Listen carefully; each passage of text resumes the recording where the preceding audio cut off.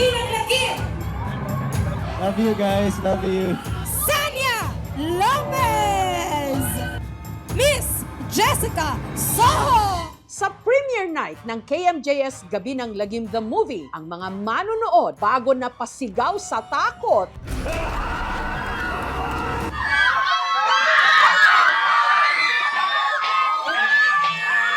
Napatili muna sa kilig. Emma Bacosa Patiao! Nang rumampa sa black carpet ang batang boksingero at rising heartthrob na si Eman Bacosa Pacquiao. Napapanood ko yung mga interviews niya. Napakabuting tao, napakabuting bata. Idol po to ng mama ko at idol ko po to. Pero si Eman, halos manlamig daw sa takot sa premiere night. Hindi lang daw niya kasi makakaengkwentro si Pochong, ang derbalang at ang mga demonyo sa pelikula. Balita ko, may inaabangan ka daw dito, Makakaharap din niya ang kanyang celebrity crush. Jillian Ward! Ang isa sa mga bida ng KMJS Gabi ng Lagim the Movie, si Jillian Ward. Sana supportahan niyo po ang movie namin. Anong naman mo sa tatay? Sa panayam kasi ni Eman kay Boy Abunda, nagkaaminan. Crush mong artistang Pinay, Jillian Ward. Jillian Ward. Kinilig naman ako. Kung may sasabihin ka kay Jillian Ward, anong gusto mong sabihin? Nanonood yan. Hi po. Sana magkita po tayo sunod. Sabi niya, sana magkita kami soon. So, ayun, I hope to see you soon din. Ngayong nakatakda na ang kanilang organic encounter, ika nga, paano kaya haharapin ni Eman ang takot? Kilig! Let's have him join us on stage. Sobrang excited niyang manood nito.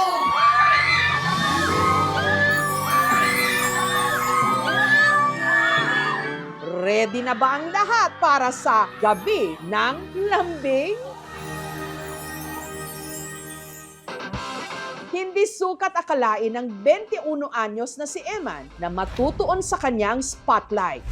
Sa mahabang panahon kasi, malayo siya sa mata ng publiko. Winner by unanimous decision, Eman Bacosa!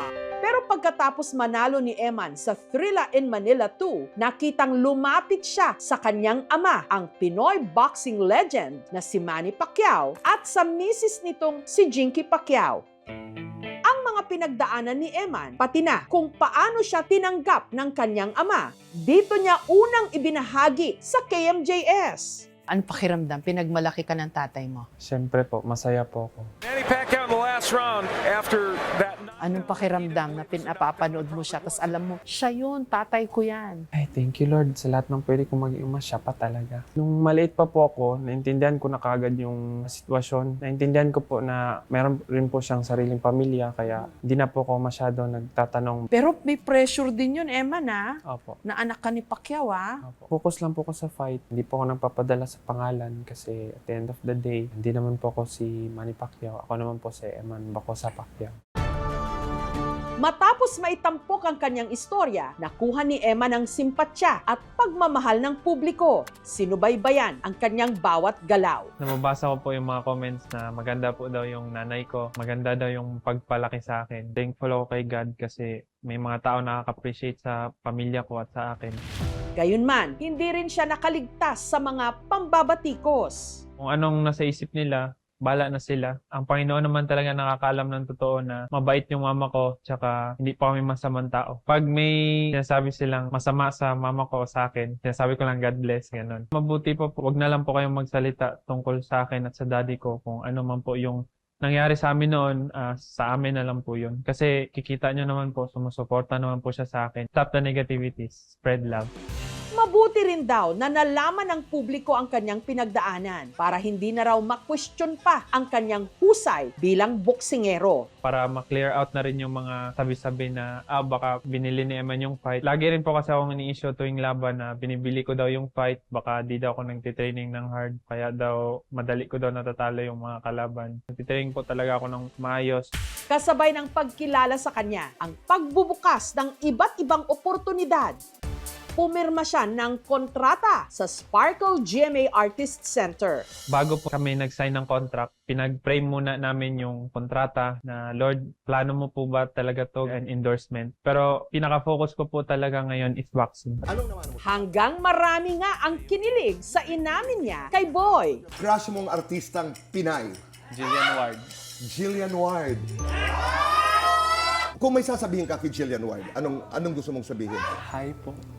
Sana magkita po tayo sunod. Love you. Napapanood ko dati yung mga teleserye niya. Ang ganda pala niya. At saka ang cute, ganun. Marunong rin pala siya sumayaw, ganun. Tsaka kumanta. Yun yung nagustuhan ko sa kanya. Godly rin naman siya. Maalaga sa pamilya niya at caring masyado siya. Welcome to GMA. And I pray na hindi ka magbago. I pray po na he stays true to himself, very godly, and may God bless him always. And sabi niya, sana magkita kami soon. So, ayun, I hope to see you soon din. Looking forward to meet her. Kaya naman marami ang na-excite nung nakitang rumampa si Eman sa premiere night ng KMJS Gabi ng Lagim the Movie kung saan bida ang kanyang crush na si Jillian Ward. Excited ka nang mapanood? Super po. Balita ko may inaabangan ka daw dito Hanggang dumating na nga ang pinaka-inabangan ng lahat. Ang bida ng sanib, Jillian Ward! Sa pagrampa ni Jillian sa black carpet, nangyari na nga ang pinaka-inabangang organic encounter ng taon. Sino ba ito sa'yo na ayaw magpakilala? Sino kaya yun? Let's have him join us on stage. Sobrang excited niyang manood nito.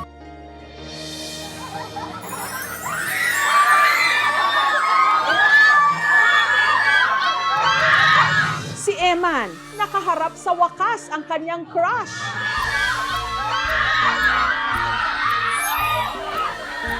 Oh my goodness! Eman, bago ka batiin si Jillian ng personal, so excited ka na bang mapanood si Jillian sa Gabi ng Lagim? Kasi alam ko, bumiyahe ka pa just to watch. Excited po ako manood ng movie. At saka congratulations pala sa movie mo. Thank you! Looking forward to it.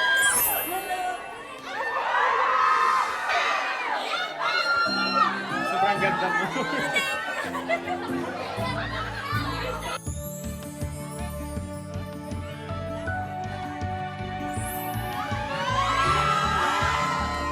Naano lang ako, starstruck lang ako sa beauty niya. Ang ganda niya pala sa personal. Sobrang ganda. Eh, di ko ina-expect. Thank you sa pagpunta. Ako, di ko na-expect. Di ko alam anong tawang word pero ako, starstruck ako sa kanya.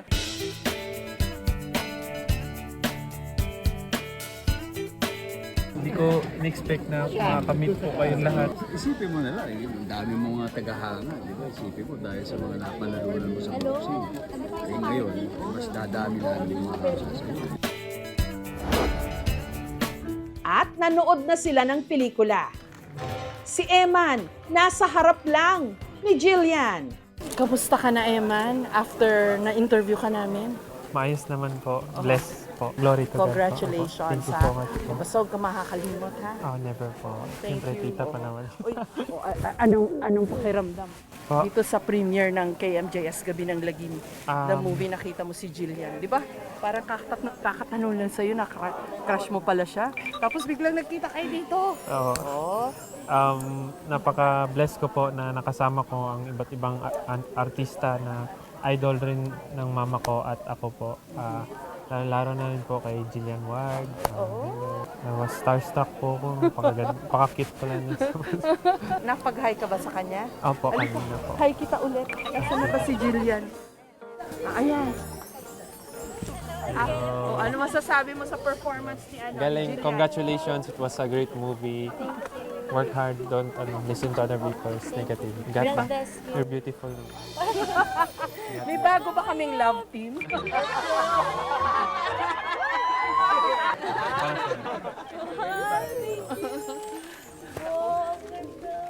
Baka maging ninang ako nito. Congrats ha, congrats. Gayunman, ang naging kilos ni Eman sa pagtatagpo nila ni Jillian, umani ng samot-saring reaksyon. Feeling close agad siya? Touchy pa masyado. Boundaries are important, pero based sa videos, hindi naman siya mukhang malicious.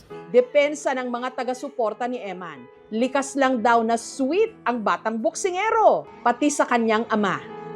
Makikita rin daw ito sa iba pang mga nakasalamuha niya sa premiere night. Some people are just genuinely sweet. Ganyan talaga when you grow up sa family na full of love. Sa mga gumagawa po ng negative issue, bago ka mag-judge ng isang tao, alamin mo muna kung ano yung totoo.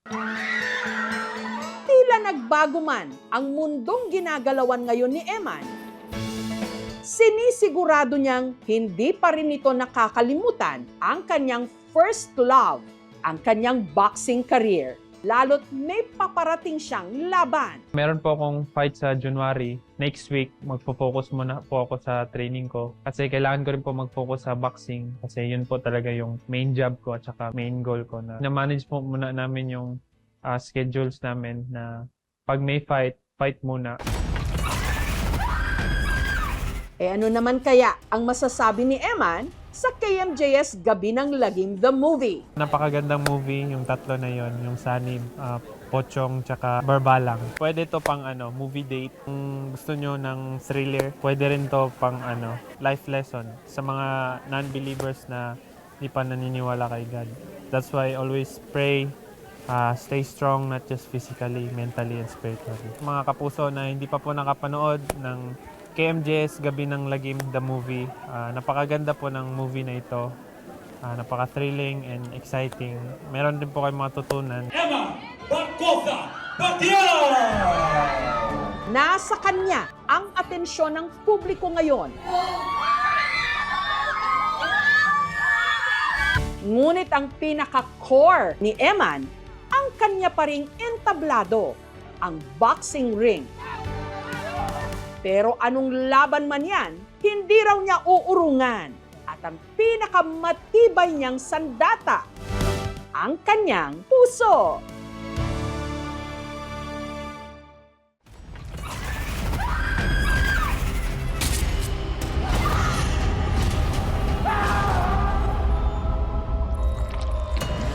Alangga ko ikaw, Apo.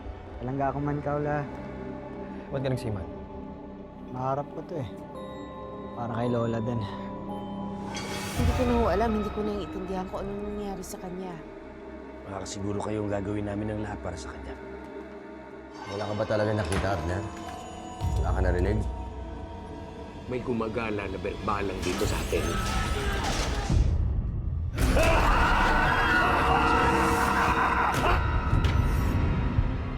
Ang mga nangangambang puso't isip, ginagamit yan ng demonyo para kumapit sa kaluluwa ng tao. Alam mo kung sino yung dapat mong ipagdasal na hindi mo makita? Si Pochong. Kumakain ng patay, may mata ng pusa, may pakpak ng pangke, lumalakas kapag kabilugan ng buwan. Mag-iingat ka sa masusunod mo sasabihin. You know about the Pochong? Please refrain from talking about Pochong. Do not attract its attention. Father Rex, yan po bang pinakamatinding sanib na naharap ninyo? Hindi ako titigil hanggang hindi ako nakapaningin. Hindi tayo papatay. Kakampi natin ang Diyos. Huwag sumapakita sa akin! Ha? Masusunod ang kaluluwa mo, Silvierno! Mapatawad ang Diyos sa lahat ng lumalapit sa kanya!